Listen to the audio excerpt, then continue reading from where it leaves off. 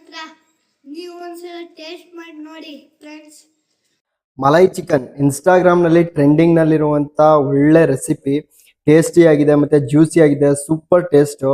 ನೀವು ಕೂಡ ಟ್ರೈ ಮಾಡ್ಬೋದು, ಮನೇಲಿ ಈಸಿಯಾಗಿ ಮಾಡ್ಕೋಬೋದು. ಯಾವ ರೀತಿ ಮಾಡೋದು ಅಂತ ನಾನು ಈ ವಿಡಿಯೋದಲ್ಲಿ ತಿಳಿಸ್ಕೊಡ್ತೀನಿ. ಟೇಸ್ಟ್ ಮಾತ್ರ ನೆಕ್ಸ್ಟ್ ಲೆವೆಲ್ ಇದೆ. ನಾನಿಲ್ಲಿ 300 ಗ್ರಾಮ್ ಚಿಕನ್ ತೊಗೊಂಡಿದ್ದೀನಿ. ಫಸ್ಟು 300 ಗ್ರಾಮ್ ಚಿಕನ್ಗೆ 2 ಟೇಬಲ್ ಸ್ಪೂನ್ ಕರ್ಡ್ ಹಾಕಬೇಕು. ನೆಕ್ಸ್ಟು 1 ಟೇಬಲ್ ಸ್ಪೂನ್ ಶುಂಠಿ ಬೆಳ್ಳುಳ್ಳಿ ಪೇಸ್ಟ್ ಹಾಕಬೇಕು. ಇದಾದಮೇಲೆ ಸಾಲ್ಟು, ನೆಕ್ಸ್ಟು ಪೆಪ್ಪರು. ಇದಾದಮೇಲೆ 30 ಗ್ರಾಮ್ಸ್ ನಾನು ಚೀಸ್ ತೊಗೊಂಡಿದ್ದೀನಿ. ಚೀಸ್ ಹಾಕಾದ್ಮೇಲೆ ಕೊರಿಯಂಡರ್, ಕೊತ್ತಂಬರಿ ಸೊಪ್ಪು ಹಾಕ್ಬಿಟ್ಟು ಚೆನ್ನಾಗಿ ಮಿಕ್ಸ್ ಮಾಡ್ಕೋಬೇಕು.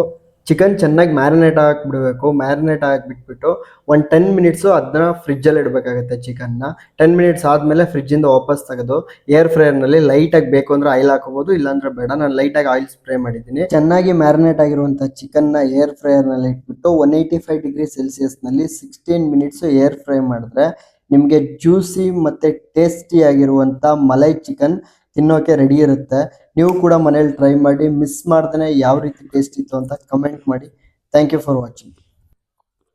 Super taste.